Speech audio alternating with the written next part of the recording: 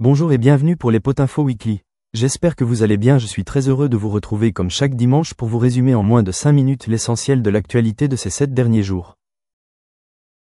Le 27 juillet 2025, l'Union européenne et les États-Unis ont conclu un accord commercial visant à encadrer les droits de douane sur les échanges transatlantiques.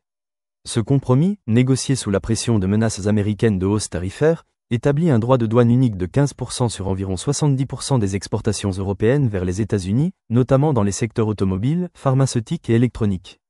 En contrepartie, l'Union européenne s'est engagée à acheter pour 750 milliards de dollars d'énergie américaine et à investir 600 milliards de dollars sur le sol américain d'ici 2028.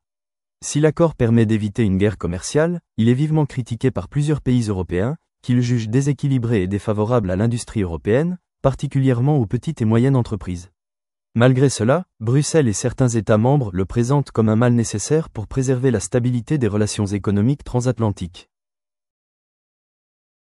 Un séisme de magnitude 8,8, le plus puissant dans la région en près de 73 ans, a frappé, dans la nuit de mardi à mercredi, au large de la péninsule russe du Kamtchatka, provoquant des tsunamis en Russie et au Japon et déclenchant des alertes dans presque tout le Pacifique.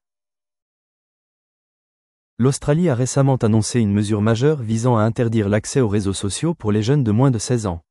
Cette décision, entrée en vigueur le 10 décembre 2025, fait suite à des préoccupations croissantes concernant la sécurité en ligne des mineurs. Bien que YouTube ait initialement été exempté en raison de son contenu éducatif, un rapport de la commissaire australienne à la sécurité en ligne a révélé que la plateforme était la plus citée pour l'exposition à des contenus dangereux, incitant ainsi le gouvernement à inclure YouTube dans cette interdiction.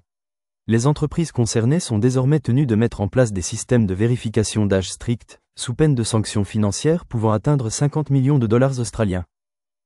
Et voilà pour les Potinfo Weekly. Je te remercie de m'avoir suivi. N'hésite pas à t'abonner à ma chaîne, à liker et à partager la vidéo. Et on se dit à dimanche prochain si on veut bien.